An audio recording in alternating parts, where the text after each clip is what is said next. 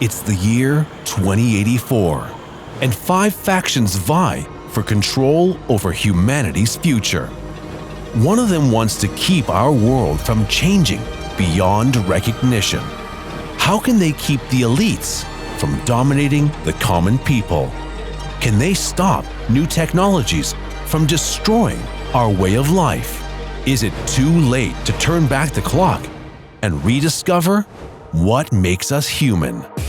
Introducing the Traditionalists. Future Now, telling the story of the battle for humanity's future. Remember the good old days of the 2020s, when the worst issues humanity faced were just one pandemic, the threat of a world war, and the fear that the environment was changing too fast to stop. The Traditionalists do.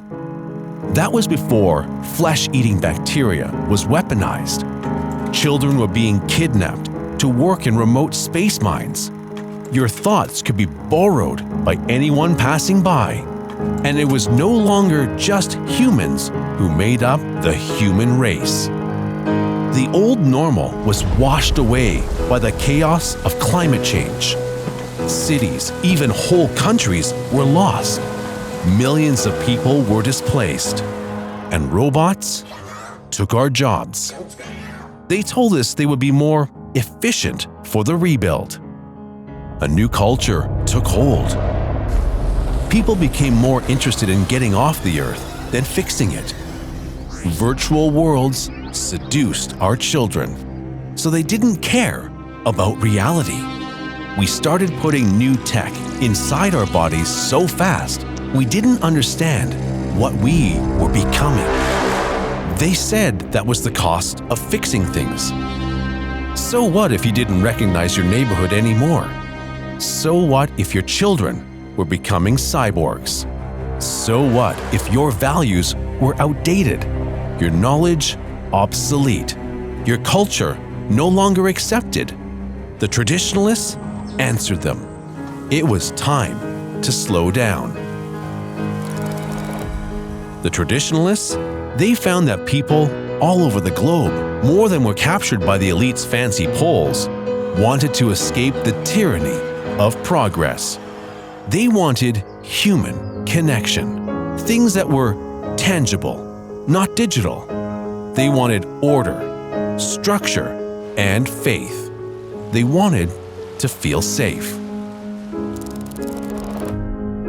Traditionalists all over the world started to get organized.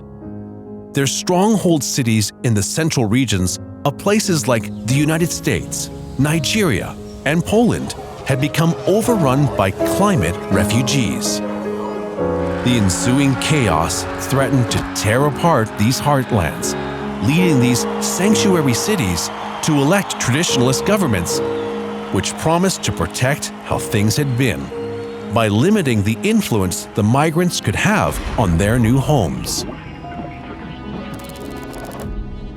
Next, they developed the mirror, a system of network devices that could keep a watch on society.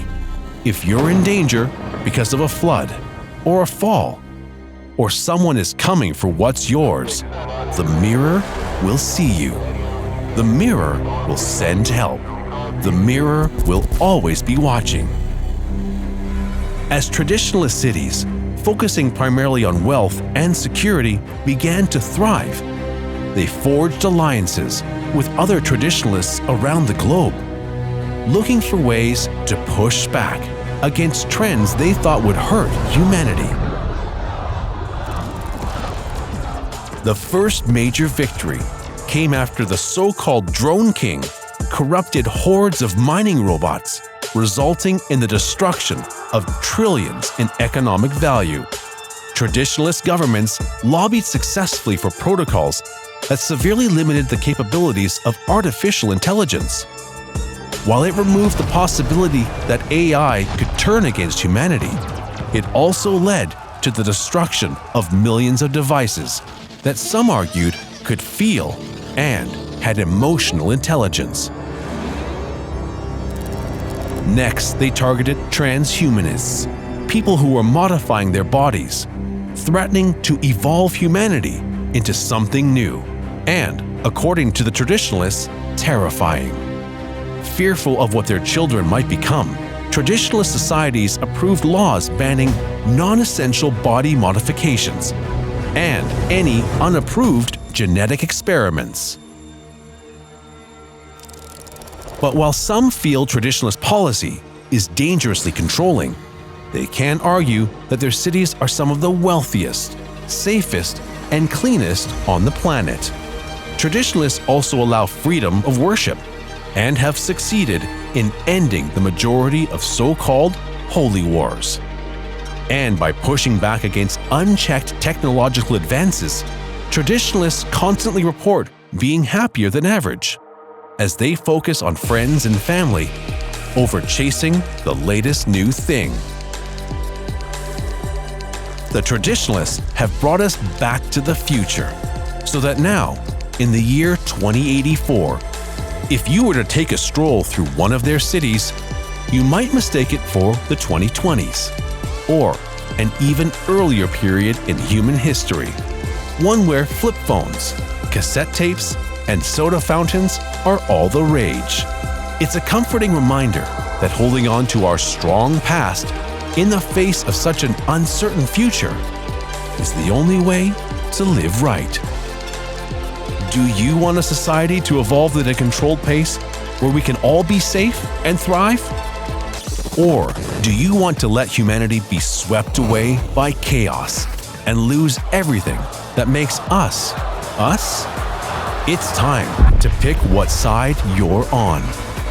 Subscribe to Future Now and dive even deeper into the multiverse of possibility that is our future.